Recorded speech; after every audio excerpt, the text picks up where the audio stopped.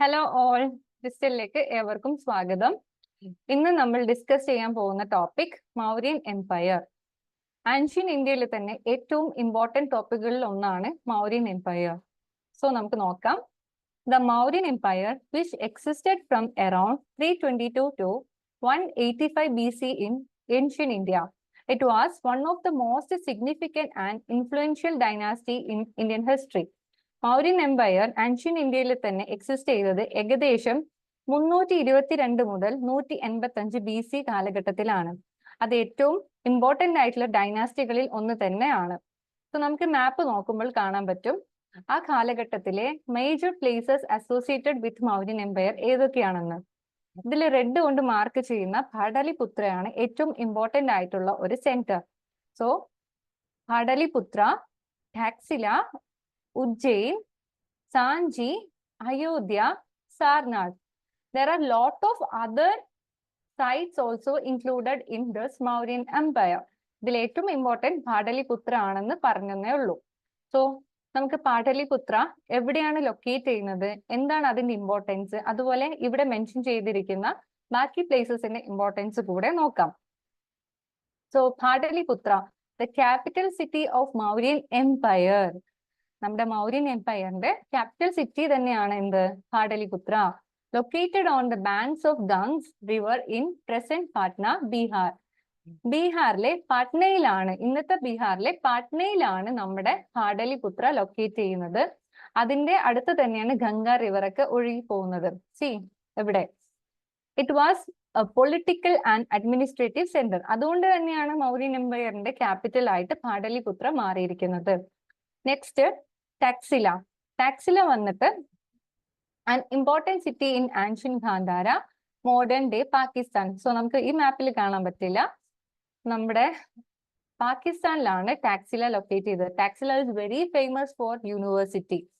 ആ കാലഘട്ടത്തിൽ ആൻഷ്യൻ യൂണിവേഴ്സിറ്റികളിൽ ഒന്നായ ടാക്സില അല്ലെങ്കിൽ തക്ഷശില യൂണിവേഴ്സിറ്റി എവിടെയായിരുന്നു, modern day പാകിസ്ഥാനിലാണ്. Next Ujjain, located in present Madhya Pradesh. മധ്യപ്രദേശിലാണ് Ujjain locate ചെയ്തിട്ടുണ്ടായിരുന്നത്. അതുപോലെ അയോധ്യ, അയോധ്യ നമുക്കറിയാം യുപിയിലാണ്, ഉത്തർപ്രദേശിലാണ്, ആൻഷ്യൻ സിറ്റി ആണ്. Sarnath, a significant Buddhist site near Varanasi. യുപിയിൽ തന്നെ വാരണാസിയുടെ അടുത്ത് വരുന്ന ഒരു സിഗ്നിഫിക്കന്റ് ബുദ്ധിസ്റ്റ് സെന്റർ കൂടെയാണ് Sarnath, where Buddha gave his first sermon after attaining enlightenment. ഈ പോയിന്റ് നന്നായിട്ട് നോട്ടീസ് ചെയ്യുക, കാരണം നമുക്ക് ബുദ്ധിസം ജൈനിസം ഒക്കെ ലേറ്റർ നമുക്ക് പഠിക്കാനുണ്ട്. ആ സമയത്ത് ബുദ്ധയുടെ ഫസ്റ്റ് എൻലൈറ്റ്മെന്റ് അല്ലെങ്കിൽ ഫസ്റ്റ് സെർമൺ എവിടുന്ന കിട്ടിയെന്ന് ചോദിക്കുമ്പോൾ സാർനാഥ് ആണ്, നിയർ വാരണാസി ഇൻ ഉത്തർപ്രദേശ്, യുപിയിലാണെന്നുള്ള കാര്യം കൂടെ നോക്കുക. സോ നമ്മൾ ഇതുവരെ നോക്കിയിട്ടുണ്ടായിരുന്നത് മൗര്യൻ എംപയറിലെ ഇമ്പോർട്ടന്റ് പ്ലേസസും അതിന്റെ ഫീച്ചേഴ്സും കാര്യങ്ങളാണ്. അപ്പൊ മൗര്യൻ എംപയറിന്റെ ക്യാപിറ്റൽ പാടലിപുത്ര ആണ്. ഓക്കെ, നമ്മൾ ഇത്ര നേരം പറഞ്ഞത് അതിന്റെ ഇമ്പോർട്ടന്റ് സൈറ്റ്സും കാര്യങ്ങളാണ്. നെക്സ്റ്റ് നമ്മൾ നോക്കാൻ പോകുന്നത് നമ്മുടെ മൗര്യൻ എംപയർ ആയിട്ട് അസോസിയേറ്റ് ചെയ്യുന്ന ഇമ്പോർട്ടന്റ് ആയിട്ടുള്ള ആൾക്കാർ അല്ലെങ്കിൽ റൂളേഴ്സ് ആരൊക്കെയാണ്. അതിൽ ഏറ്റവും ഫസ്റ്റ് വരുന്ന ആളാണ് ചന്ദ്രഗുപ്ത മൗര്യ. ചന്ദ്രഗുപ്ത മൗര്യയാണ് മൗര്യൻ എംപയറിന്റെ founder. So let see Chandragupta Maurya and the foundation of the Empire.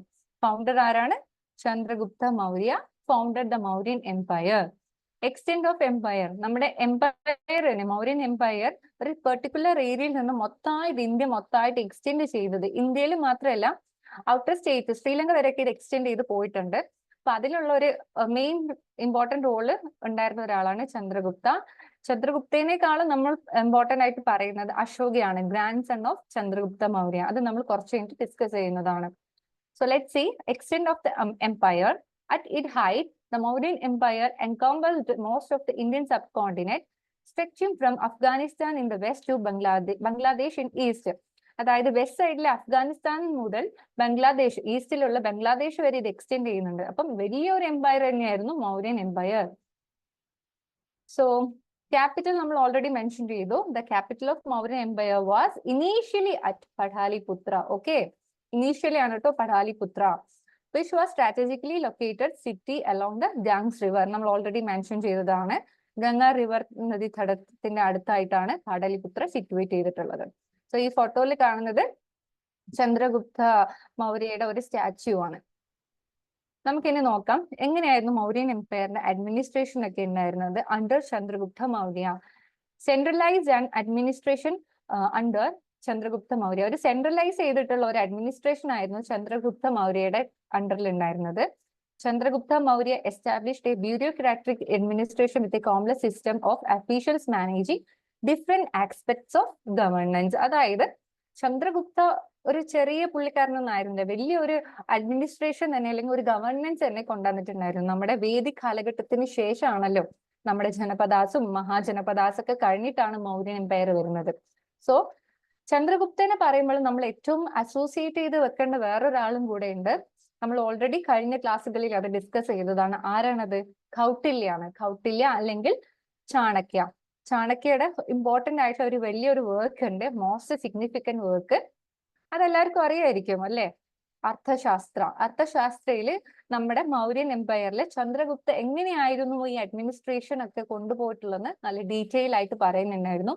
അതിൽ Saptanga theory, we already mentioned that Saptanga theory ഒക്കെ പറഞ്ഞിട്ടുണ്ട്. 7 ലിംസ് ആണ് അതിനകത്ത് വരുന്നത്. അതിൽ ആരൊക്കെയാണ് ഇൻക്ലൂഡ് ചെയ്തിട്ടുണ്ടായിരുന്നതെന്ന് നമ്മൾ പറഞ്ഞിട്ടുണ്ട്. അമത്യ മിനിസ്റ്റർ ഉണ്ടായിരുന്നു, ധന്ത ഉണ്ടായിരുന്നു, ജസ്റ്റിസിന് വേണ്ടിയിട്ടുള്ള ആൾക്കാരുണ്ടായിരുന്നു, ഒരുപാട് ആൾക്കാരെ നമ്മൾ പറഞ്ഞിട്ടുണ്ട്. സോ നമ്മുടെ ചന്ദ്രഗുപ്ത മൗര്യന്റെ സെൻട്രലൈസ്ഡ് അഡ്മിനിസ്ട്രേഷനും എല്ലാ കാര്യത്തിനും ഹെൽപ്പ് ചെയ്തിട്ടുള്ള അദ്ദേഹത്തിന്റെ മിനിസ്റ്റർ ആണ് ആര്? കൗട്ടില്യ എന്നുള്ള കാര്യം ഇവിടെ ഒന്ന് മെൻഷൻ ചെയ്തതാണ്. ഓക്കെ. സോ ചന്ദ്രഗുപ്ത മൗര്യയുടെ അഡ്മിനിസ്ട്രേഷൻ എന്ന് പറയുന്നത് ഒരു കോംപ്ലക്സ് സിസ്റ്റം ഓഫ് ഒഫീഷ്യൽസും കാര്യങ്ങളൊക്കെ ഉള്ള ഒരു ബ്യൂറോക്രാറ്റിക് അഡ്മിനിസ്ട്രേഷൻ ആണെന്നുള്ള കാര്യം അവിടെ നോട്ട് ചെയ്യുക. നമുക്കിനി നെക്സ്റ്റ് ഈ മൗര്യൻ എംപയർ കിങ്സിന്റെ ക്രോണോളജി ഒന്ന് നോക്കാം. ഇതിൽ ആദ്യത്തെ 3 പേരാണ് നമുക്ക് ഇമ്പോർട്ടന്റ്. പിന്നെ അവസാനം വരുന്ന റൂളർ ആരാന്നും കൂടെ നോക്കാം. സോ ചന്ദ്രഗുപ്ത മൗര്യയാണ് ഇതിന്റെ ഫൗണ്ടർ, മൗര്യൻ എംപയറിന്റെ ഫൗണ്ടർ. ഏത് കാലം, എവിടെ മുതലാണ് വരുന്നത് നോക്കാം. 322 മുതൽ 298 BC വരെയാണ് അദ്ദേഹത്തിന്റെ കാലഘട്ടം ഉണ്ടായിരുന്നത്. ശേഷം അദ്ദേഹത്തിന്റെ സൺ ആയിട്ടുള്ള ബിന്ദുസാരയായിരുന്നു നമ്മുടെ മൗര്യൻ എംപയർ നോക്കിയിട്ടുണ്ടായിരുന്നത്. സോ വേറൊരു കാര്യം കൂടെ നോട്ട് ചെയ്യുക, നമ്മൾ കഴിഞ്ഞ ക്ലാസ്സിൽ പറഞ്ഞത് തന്നെയാണ്, ചന്ദ്രഗുപ്ത മൗര്യ അവസാനം ജൈന മതം സ്വീകരിച്ചിട്ടുണ്ടായിരുന്നു. ഓക്കെ. ബിന്ദുസാരനെ കുറിച്ച് പറയുന്ന സമയത്ത് സൺ ഓഫ് ചന്ദ്രഗുപ്ത മൗര്യയാണ്, വി ഓൾറെഡി മെൻഷൻ. അതുപോലെ തന്നെ അദ്ദേഹം സെൻട്രൽ ആയിട്ടുള്ള ഒരുപാട് കോൺക്വസ്റ്റ്, സെൻട്രലും സദേൺ ഇന്ത്യയിലും ഒരുപാട് സ്ഥലങ്ങൾ കോൺക്വസ്റ്റ് ചെയ്തിട്ടുണ്ട്. അതിനുശേഷം വരുന്ന ആളാണ് അശോക ദ ഗ്രേറ്റ്. ഇതാണ് വളരെ ഇമ്പോർട്ടന്റ് ആയിട്ട് നമുക്ക് ഇനി നെക്സ്റ്റ് നോക്കാനുള്ളത്. സൺ ഓഫ് ബിന്ദുസാരയാണ്, അതുപോലെ ചന്ദ്രഗുപ്തയുടെ ഗ്രാൻഡ് സൺ ആണ്. അശോക നമ്മുടെ ചന്ദ്രഗുപ്ത ജൈന മതത്തിലേക്കാണ് അവസാനം കൺവേർട്ട് ചെയ്തിട്ടുണ്ടെങ്കിൽ അശോക ഏത് മതത്തിലേക്കാണ്? ബുദ്ധിസമായിട്ടാണ് അസോസിയേറ്റ് ചെയ്തിട്ടുണ്ടായിരുന്നത്. സോ നിങ്ങൾ ആ പോയിന്റ് നന്നായിട്ട് നോട്ട് ചെയ്യണം കേട്ടോ.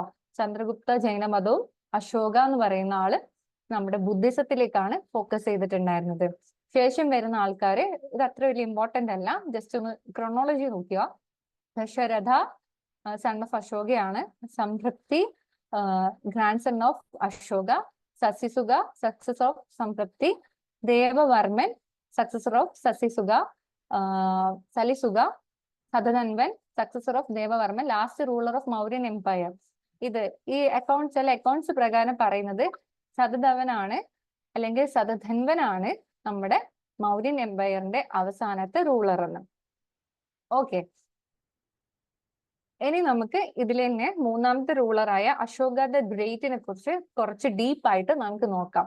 സോ അശോക ദ ഗ്രേറ്റ് ആണ് നമ്മുടെ മൗര്യൻ എംപയറിന് ഏറ്റവും കൂടുതൽ വലിയ രീതിയിൽ എല്ലായിടവും എത്തിക്കാനും അതുപോലെ എംപയർ അത്രയും വലിയ രീതിയിൽ എസ്റ്റാബ്ലിഷ് ചെയ്യാനും ഹെൽപ്പ് ചെയ്തിട്ടുള്ള ഗ്രേറ്റ് റൂളർ. അതുകൊണ്ട് തന്നെയാണ് അശോക ദ ഗ്രേറ്റ് എന്ന് തന്നെ പറയുന്നത്. സോ നമുക്ക് നോക്കാം. Emperor Ashoka Chandragupta's grand son ആണ്, ബിന്ദുസാരയുടെ മകനാണ്. It is particularly notable for his conversion to Buddhism. Note this point. അദ്ദേഹം ബുദ്ധിസത്തിലേക്ക് കൺവേർട്ട് ചെയ്തു. എപ്പോഴാണ്? After the conquest of Kalinga. Battle of the കലിംഗക്ക് ശേഷമാണ് അദ്ദേഹം ബുദ്ധിസത്തിലേക്ക് കൺവേർട്ട് ചെയ്തത്. അതുവരെ നമ്മള് അശോകനെ കുറിച്ച് പറയുന്ന സമയത്ത് അശോകൻ ഭയങ്കര ക്രൂരനായിട്ടുള്ള ഒരു രാജാവായിരുന്നു. ക്രൂരൻ എന്നതിലുപരി അദ്ദേഹം എല്ലാ സ്ഥലങ്ങളും ഭയങ്കരമായിട്ട് അറ്റാക്ക് ചെയ്ത് ഒരു മനുഷ്യത്വവും കാര്യങ്ങളും ഒന്നും ഇല്ലാണ്ട് ഇങ്ങനെ അറ്റാക്ക് ചെയ്ത് എല്ലാം പിടിച്ചെടുക്കുന്ന ഒരാളായിരുന്നു. ഏറ്റവും അവസാനം ഈ കലിംഗ യുദ്ധത്തിന് ശേഷം അദ്ദേഹം ടോട്ടലി മടുത്ത്, അതുപോലെ ബുദ്ധിസത്തിൽ ഒരുപാട് ഇൻഫ്ലുവൻസ് ആയി, എല്ലാം ഈ പറയുന്ന ഹാംഫുൾ ആയിട്ടുള്ള ഒരുപാട് കാര്യങ്ങളും ബ്രൂട്ടൽ ആയിട്ടുള്ള കാര്യങ്ങളൊക്കെ അദ്ദേഹം സ്റ്റോപ്പ് ചെയ്ത് ബുദ്ധിസം ഫോളോ ചെയ്യാണ് ചെയ്തിട്ടുണ്ടായിരുന്നത്. Okay, he promoted Buddhist ideals of non-violence and welfare policy throughout the empire. So Buddhism എന്ന് പറയുമ്പോൾ നമുക്കറിയാം, ബുദ്ധിസത്തിൽ മെയിൻ ആയിട്ട് പറയുന്നത് നമ്മുടെ ഗാന്ധിജി പറയുന്നത് പോലെ തന്നെ നോൺ വയലൻസ് ആണ്. അപ്പം അദ്ദേഹം എന്ത് ചെയ്തു? ഒബ്വിയസ്ലി ബുദ്ധിസം ഫോളോ ചെയ്തുകൊണ്ട് അദ്ദേഹം നോൺ വയലൻസ് പാതയിലേക്കായിരുന്നു. ഒരു അടിയും വഴക്കും ഒന്നും വേണ്ട, എല്ലാവരും നല്ല സമാധാനത്തിലും നല്ല പീസ്ഫുൾ ആയിട്ടുള്ള ഒരു ലൈഫ് ലീഡ് ചെയ്യാനായിരുന്നു ആര് പറഞ്ഞിട്ടുണ്ടായിരുന്നത്? അശോക പറഞ്ഞിട്ടുണ്ടായിരുന്നത്. എന്തിന് ഇൻഫ്ലുവൻസിൽ? ബുദ്ധമതത്തിന്റെ ഇൻഫ്ലുവൻസിലാണ് അദ്ദേഹം ആ രീതിയിലുള്ള ലൈഫ് പിന്നീട് സ്വീകരിച്ചിട്ടുണ്ടായിരുന്നത്. സോ ഇതാണ് നമ്മുടെ ഹീറോ അല്ലെങ്കിൽ the great Ashoka king. Okay, അശോകനെ പറയുമ്പോൾ അടുത്തതായിട്ട് നമുക്ക് നോക്കേണ്ടത് ഈഡിക്ട്സ് ഓഫ് അശോക. ഒരുപാട് ഇഡിക്ട്സും കാര്യങ്ങളുണ്ട്. അശോകന്റെ ഇമ്പോർട്ടൻസും കാര്യങ്ങളൊക്കെ ചെയ്ത് പറയുന്ന നമുക്ക് ഒരു ആർക്കിടെക്ചറൽ അല്ലെങ്കിൽ ആർക്കിയോളജിക്കൽ ആയിട്ട് നമുക്ക് ഒരുപാട് എവിഡൻസ് തരുന്ന ഈഡിക്ട്സ് ഓഫ് അശോകയുണ്ട്. നമുക്ക് നോക്കാം എന്താണ് ഈഡിക്ട്സിലെ കൂടെ നമുക്ക് പറഞ്ഞു തരുന്നത് നോക്കാം. Ashoka's rock and pillar edict spread across empire promoting moral ethical content, religious tolerance, അതുപോലെ സോഷ്യൽ വെൽഫെയർ മെഷേഴ്സ്. അതായത് ഇതിൽ കൂടെ നമ്മുടെ റോക്ക് ആൻഡ് പില്ലർ എഡിക്റ്റിൽ കൂടെ പറയുന്നത് എങ്ങനെയൊക്കെ മോറലി പ്രൊമോട്ട് ചെയ്യാം, നല്ല രീതിയിൽ മുന്നോട്ട് പോകാൻ ലൈഫ്, ആൾക്കാരായിട്ട് എങ്ങനെ മോറലി സപ്പോർട്ട് ചെയ്യാം, മോറൽ ആയിട്ടുള്ള അല്ലെങ്കിൽ എത്തിക്കൽ ആയിട്ടുള്ള ലൈഫ് എങ്ങനെ ലീഡ് ചെയ്യാം, റിലീജിയസ് ടോളറൻസ്, അതുപോലെ സോഷ്യൽ വെൽഫെയർ, ഇതൊക്കെ ആയിരുന്നു ഈ പില്ലർ എഡിക്റ്റിലെ കൂടെ അശോക എങ്ങനെയായിരുന്നു ഉണ്ടായിരുന്നത്, അശോകന്റെ കാലഘട്ടം എങ്ങനെയുണ്ടായിരുന്നെന്ന് നമുക്ക് കാണിച്ചു തരുന്നത്. നെക്സ്റ്റ് അടുത്ത ഇമ്പോർട്ടന്റ് ഈഡിക്ട്സ് ഏതൊക്കെയാണ്, അതിന്റെ കണ്ടന്റ് എന്താണ്? ഇത് വളരെ ഇമ്പോർട്ടന്റ് ആണ് മക്കളെ, ഇത് നോക്കണം. നമുക്കൊന്ന് നോക്കാം ഏതൊക്കെയാണ് ഈഡിക്ട്സ്, ആ ഈഡിക്റ്റിന്റെ പേർപ്പസ് എന്താ, ഈഡിക്റ്റിൽ എന്താണ് കൊടുത്തിരിക്കുന്ന കാര്യം നോക്കാം. ഫസ്റ്റിൽ തന്നെ മേജർ റോക്ക് എഡിക്ട് 1, ഒന്നാമത്തെ റോക്ക് എഡിക്റ്റിൽ മേജർ റോക്ക് എഡിക്റ്റ് ആണ്. Major rock edict 1 ban on animal sacrifices. നമ്മൾ വേദി കാലഘട്ടത്തിൽ പറഞ്ഞിട്ടുണ്ടായിരുന്നു ഒരുപാട് ആനിമൽ സാക്രിഫൈസസും കാര്യങ്ങളൊക്കെ വന്നിട്ടുണ്ടായിരുന്നു എന്ന്. പക്ഷെ അശോകയുടെ കാലഘട്ടത്തിൽ എത്തിയപ്പോൾ അദ്ദേഹം എന്ത് ചെയ്തു? ആനിമൽ സാക്രിഫൈസസും കാര്യങ്ങളൊക്കെ ബാൻ ചെയ്തു. അത് മേജർ റോക്ക് എഡിക്ട് 1 പറഞ്ഞിട്ടുണ്ടായിരുന്നത്. മേജർ റോക്ക് എഡിക്ട് 14 പറഞ്ഞിട്ടുള്ളത് അശോകന്റെ ഐഡിയൽ ഓഫ് കിങ്ഷിപ്പ് ആണ്. എങ്ങനെയാണ് ഐഡിയൽ ആയിട്ടുള്ള ഒരു കിങ് ഉണ്ടാവേണ്ടത് എന്നുള്ള കാര്യമാണ് അതിൽ പറഞ്ഞിട്ടുണ്ടായിരുന്നത്.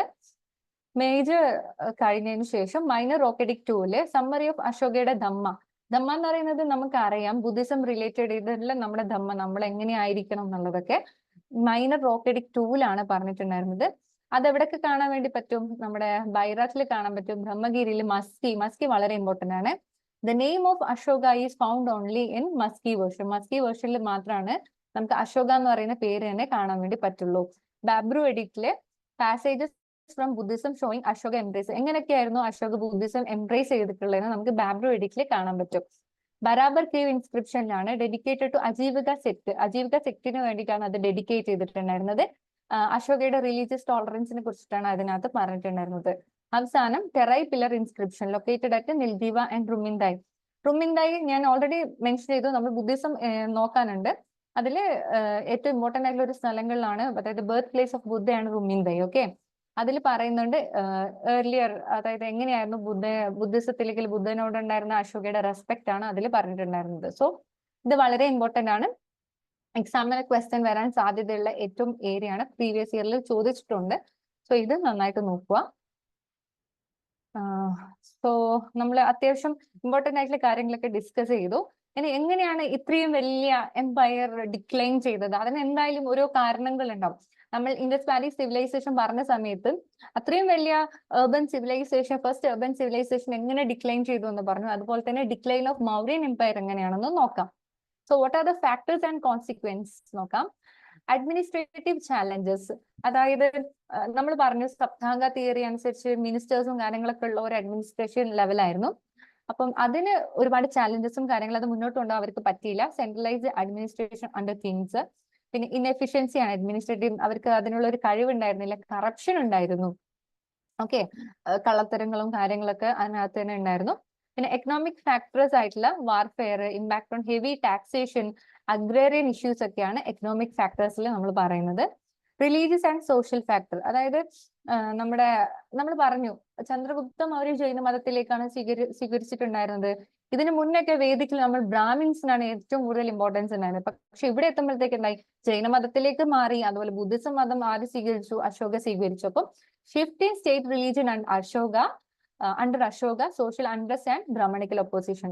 അശോക ബ്രാഹ്മിൻസിനെതിരെ ഒന്നും ആയിരുന്നില്ല, പക്ഷെ നമ്മുടെ കിങ് ഓൾറെഡി ഒരു വേറെ മതം സ്വീകരിച്ച സമയത്ത് അവിടെ ഒരു റിലീജിയസ് കോൺഫ്ലിക്റ്റും കാര്യങ്ങളൊക്കെ ഉണ്ടായിരുന്നു.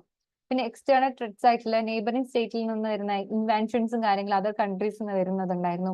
ലീഡർഷിപ്പ് ക്രൈസിസും കൂടെ ഉണ്ടായിരുന്നു. അപ്പം അതാണ് ഒരു ലാക്ക് ഓഫ് സ്ട്രോങ് സെൻട്രൽ അതോറിറ്റിക്ക് മെയിൻ റീസൺ ആയിട്ട് ഉണ്ടായിരുന്നത്. സോ നമ്മൾ ഇന്ന് ഡിസ്കസ് ചെയ്തിട്ടുള്ളത് മൗര്യൻ എംപയർ ആണ്. ഫൈനൽ ലാപ്പാണ്, ഒന്ന് ജസ്റ്റ് നമ്മൾ ഒന്ന് ഓടിച്ചു വിടാണ് ഇന്ന് എന്തൊക്കെയാണ് ഡിസ്കസ് ചെയ്തിട്ടുള്ളതെന്ന്. So let see. നമ്മൾ പറഞ്ഞു മൗര്യൻ എംപയർ ഏത് കാലഘട്ടത്തിലാണ്, ഇമ്പോർട്ടന്റ് പ്ലേസസ് ഏതാണ്, പടാലിപുത്രയുടെ ഇമ്പോർട്ടൻസ് പറഞ്ഞു. അതുപോലെ ചന്ദ്രഗുപ്ത ആരാണ്, ചന്ദ്രഗുപ്ത എന്തൊക്കെ രീതിയിലുള്ള എക്സ്പാൻഷൻസും കാര്യങ്ങളൊക്കെ കൊണ്ടുവന്നു, അദ്ദേഹത്തിന്റെ അണ്ടറിലുള്ള അഡ്മിനിസ്ട്രേഷൻ എങ്ങനെയാണ്, ക്രോണോളജി നോക്കി.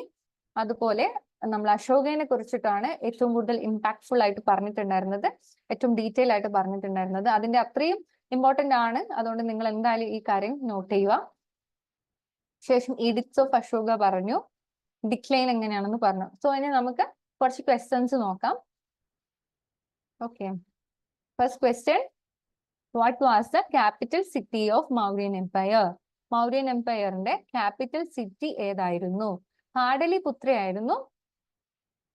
പാടലിപുത്രയാണ് മൗര്യൻ എംപയറിന്റെ capital city. So the next question, who founded the Mauryan Empire?